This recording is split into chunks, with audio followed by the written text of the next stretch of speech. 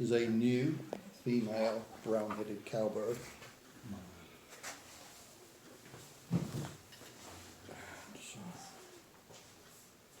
$99. 99. This is a one, a lady. I'll do that. One lady. Yeah.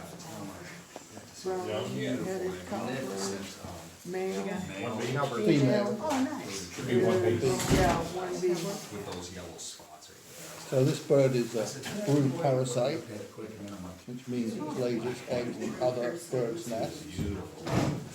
So they pair up early in the season, and they'll wait for the songbirds to arrive and start building their nests. Then they'll watch where they put in their nest, and then they will go in and lay their egg in the nest. They'll wait for a couple of days afterwards to see if the host birds have discovered the nest, the egg in the nest, and done anything about it. If they have, then and tipped it out, then the cowbirds come back and destroy the nest.